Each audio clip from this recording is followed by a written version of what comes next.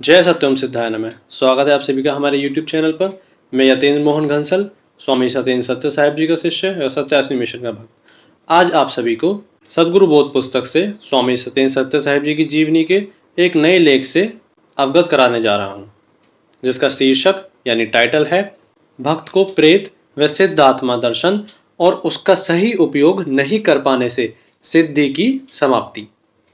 तो ये बहुत पुरानी बात है, लगभग सन 1992 और 93 के बीच की, यानी 1992 से 93 के बीच की, जो मेरे छोटे भाई के एक गहरे मित्र मंजीत, जो वर्तमान में एक प्रतिष्ठित ज्योतिषाचार्य और शिव शक्ति पीठाधीश्वर भी हैं, और उसकी बहन अरुणा, जो अपनी ससुराल जिला अलीगढ़ में सरकारी जूनियर विद्यालय में अध्यापक और सुखी गृहस्थ जीवन व्यतीत कर रही है। उससे संबंधित ये घटना है कि एक बार की बात है, तब मैं मंगलवार को उनके यहाँ चला जाता था और सभी एकत्र होकर अपने धर्म प्रश्नों का समाधान मुझसे सत्संग ज्ञान द्वारा प्राप्त करते थे।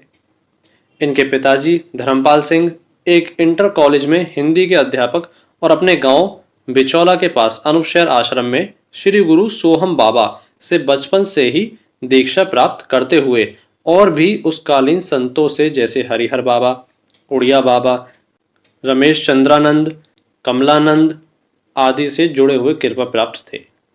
वे भी अपने संतों के संगत से प्राप्त ज्ञान और अनुभूतियों के विषय में बताते और पूछते थे। तब मैं उनके घर जाता था तो मैं सामान्य सामाजिक वेशभूषा में ही रहता था, परंतु उन्हें लगता था कि सिद्ध महात्मा संतों की वेशभूषा गैरविक वस्त्रधारी और भिन्नता प्रधान आचरण युक्त होती है, जैसा कि सभी की मान्यता होती है। इसीलिए उन्हें मेरी अंतर परिपूर्ण अवस्था का ज्ञान नहीं था। तो उन्होंने एक दिन एक महात्मा का पद्मासन में लंगोट में बैठी पुरानी फोटो को दिखाते पूछा कि इनके विषय में आप क्या कहते हैं। यानी सत्य साहिब जी से पूछा गया कि आप इनके विषय में क्या कहते हैं, क्या इनकी मुक्ति हुई या नहीं। मैं उन महात्मा को देखते हुए बोला, मैं यानी सत्य साहिब जी, इनकी मुक्ति नहीं हुई है, ये अभी सूक्ष्म अवस्था में शापित हैं। उन्हें यह सुनकर बुरा सा अनुभव हुआ, इसीलिए प्रतिकार करते बोले, ये बड़े सिद्ध महात्मा कमलानंद जी हैं, जो जहां चाहें प्रकट हो जाते हैं, आदि सिद्धि संपन्न थे, मेरे बड़े प्रिय थे, और तुम कह रहे हो कि इनकी मुक्ति नहीं हुई है। मैं बोला, मुझे जो अंतर ज्ञान है मैं वही कह रहा हूं। अब वे खिन्न से होकर बैठक से उठकर अपने कार्य करने के लिए चले गए। सत्संग और चला। तब आध्यात्मिक संसार के सूक्ष्म सत्ताओं और प्रेतवाद और उनके आवाहन की चर्चा चली। मैंने अपने अनुभव बताए और प्लेन चिट की विधि तरीके से बताई, और तब मैंने संकल्प किया कि यहाँ कोई भी आत्मा हो, वो इन्हें अनुभूत हो, और चाय आदि पीकर वहां से चला आया।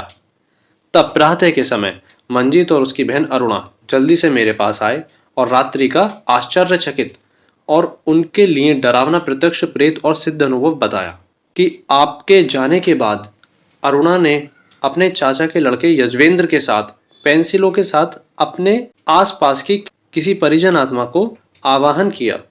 तब वो कुछ विशेष नहीं हुआ। तब सबके सोने के समय अपनी माता के पास एक बेड पर साथ सोते हुए अरुणा को लगा कि कोई उसके पास लेटा सांस ले रहा है। इससे उसे जागृति हुई तो उसने देखा कि एक छिन्नमय कोशों से निर्मित पूरी लंबाई लिए एक पारदर्शी व्यक्ति उसकी ओर देखता हुआ लेटा है। वो उसे देख के घबराई और ज्यों ही चिल्लाने को हुई, उस चिन्नमय प्राणी ने उसके माथे पर अपना हाथ रखते हुए कहा, अरे अरुणा, मैं तेरा कंचन दादा हूं, तेरे दादाजी का भाई, मुझसे डर मत। ये फिर भी चीखने को हुई तो उसके रखे हाथ और प्रभाव से तुरंत मूर्छा को प्राप्त होकर सीधे अपने गांव को अंतर्दृष्टि से देखने लगी। वहां बाग और ट्यूबवेल है, उसके पास एक मिट्टी की समाधि सी है। परिवार के लोग पूजा सामग्री लेकर जाते में सोच रहे हैं कि स्वामी जी यानी मेरे पितरों की शांति कृपा को ये पूजा पाठ बताई है, पता नहीं लाभ भी होगा या नहीं। ये विचार अंतर मन में लिए सब पूजा को जा रहे हैं। ये संशय विचारों को देख वो समाधि में से वही आत्मा कंचन दादा क्रोधित हुए और वहां बवंडर तूफान सा आ गया। फिर सबने माफी मांगी, तब शांत हुए। इसी दृश्य अनुभूति के साथ अरुणा पुनः वापस बेड पर लेटी हुई और उन्हीं चिन्मयी आत्मा को अपने हाथ से स्पर्श के साथ यथावत देखती है, तब वे कहते हैं कि मैं तेरी पढ़ाई, कविता आदि में बहुत सहायता करूंगा। तू डर और चिल्ला मत और किसी को बताना मत। पर अरुणा डर से चिल्ला उठी और वो चिन्मय मूर्ति अदृश्य हो गई। सब जाग गए और उससे पूछने लगे, उसने जो स्थान बताया वो वहां कहीं भी नहीं था, पर वो सत्य था। ये सुनकर सब स्तब्ध थे और प्रातः दोनों मेरे पास आए कि इनसे मुझे छुड़वाओ।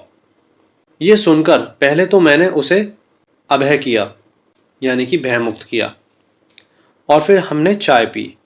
और तब मैंने चिंतन करते हुए संकल्प किया कि इसे जो भी कोई चिन्मयी आत्मा दिखाई दी है वो नहीं दिखे, और वापस से कहते हुए कि कल मैं घर आऊंगा, उन्हें भेज दिया। मैं अपने दैनिक कार्यों में लग गया। तब अगले दिन शाम के समय उनके यहाँ पहुंचा तो अरुणा स्नान करके निकली ही थी, और मेरी आवाज सुन मंजीत एकदम से स्तब्ध सी हो गई। भागकर अंदर गई। कुछ देर बाद मेरे बैठक में पहुंचने के और सबके उपरांत आई, बोली, बड़ा ही आश्चर्य अनुभव हुआ कि मैंने आपके यहाँ से वापस आने के उपरांत रात्रि में अपने कानों में सुना कि कोई बोला कि देख आज स्वामी जी आएंगे, तब तो ये कपड़े पहने होगी। ये मैं सुन बोली कि स्वामी जी ने तो इन्हें देखने को मना किया था, तब ये कैसे सुनाई आ रहे हैं। वो डरी सी हो गई।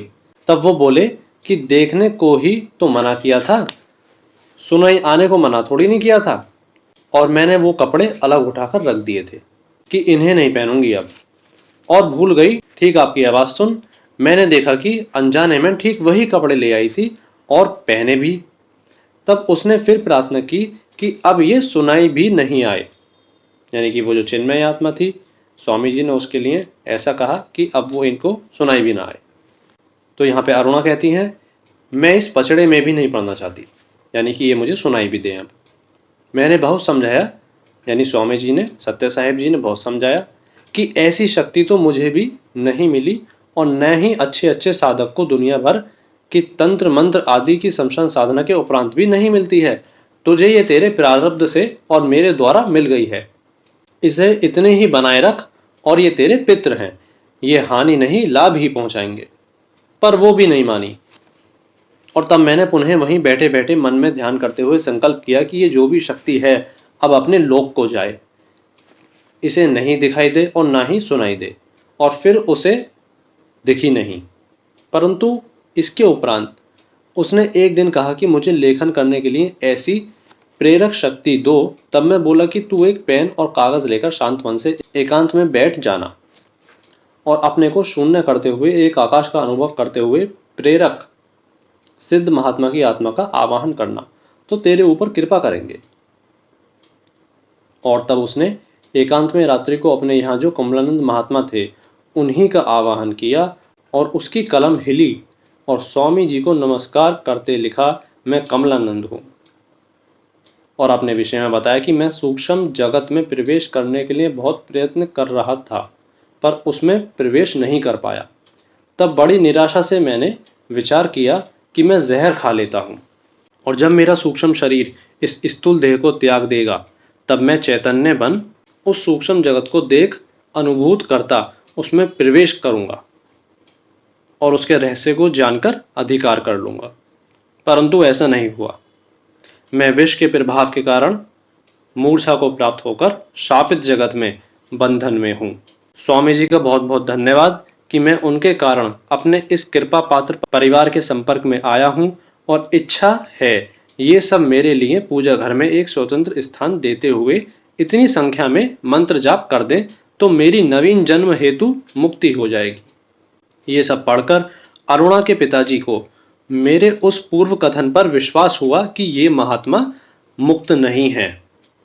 जैसा कि पहले भी इस पर चर्चा हुई थी स्वामी जी के साथ उनके घर वालों की, तो स्वामी जी यानी सत्य साहिब जी ने कहा था कि ये जो सिद्ध महात्मा जिनकी आप फोटो दिखाकर मुझसे पूछ रहे हैं कि इनकी मुक्ति हुई है या नहीं है, वो बात अब यहाँ सिद्ध हो गई कि उनकी मुक्ति नहीं हुई थी। इसी में आगे चलते हैं। अब उन्होंने कहा कि मेरे शरीर में आ जाए, यानी कि अरुणा के पिताजी ने ऐसा कहा कि आप मेरे शरीर में आ जाएं। तो वो लेखन के माध्यम से बोले कि धर्मपाल तू हठी है, इसीलिए तेरे शरीर से संपर्क नहीं होगा और मैं इस कन्या स्त्री शरीर में भी असहज अनुभव करूंगा, पर ये श्रद्धालु और सहज है, यो मुक्ति को इससे संपर्क में हूं। ये सब पढ़कर उन्हें और विश्वास हुआ कि कोई भी संस्कारी पुत्री अपने पिता को इस तरह से नहीं लिख या बोल सकती है। आगे चलकर मेरे अनुसार उन्होंने अपने पूजा घर में शुद्ध लोटे पर लाल वस्त्र में लिपेटकर एक नारियल को रखकर उतनी संख्या में जाप किए और उन्हें मुक्ति मिली। इधर समय अनुसार मैंने सभी जगह जाना बंद कर दिया और अरुणा का विवाह एकलौते लड़के पीडब्ल्यूडी विभाग में इंजीनियर से हो गया और अरुणा टीचिंग में भी लग गई। उसके पिता ने ये सब बुलाने पर आपत्ति की, तब मेरे संपर्क से भी समाप्त होता चला गया और ये प्रकरण वहीं पर समाप्त हो गया। इससे भक्तों को ये ज्ञान मिलेगा कि योगी के केवल संकल्प में ही इतनी शक्ति और कृपालु होने पर क्या क्या अद्भुत आश्चर्य जगत के वशीभूत दर्शन होते हैं और पूर्व जन्मों का किस तरह पुण्यबल मिलता है, जिसे संभाले नहीं जाने पर पुनः एक सामान्य जीवन जीते हुए एक मनुष्य जीवन अपना व्यतीत कर देता है। इसीलिए सदा गुरु कृपा को अपने जीवन में बनाए रखने के लिए बड़ी मेहनत है और वो केवल गुरु की आज्ञा पालन करने से ही सहज प्राप्ति हो जाती है और अवज्ञा अवहेलना से सब कुछ नष्ट हो जाता है। तो इस लेख में आज हम इतना ही जानेंगे और मैं उम्मीद करता हूं कि इस लेख को आपने सही से सुनकर समझने की कोशिश की होगी और आपको इससे प्रेरणा मिलेगी। हम मिलेंगे एक नए लेख के साथ अपनी नई वीडियो में। तब तक आप सभी अपना ध्यान रखिए, अपना ख्याल रखिए, मंत्र जाप करते रहिए, ध्यान करते रहिए। सेवा तप दान सदै करे कल्याण। जय सत्यम सिद्धाय नमः।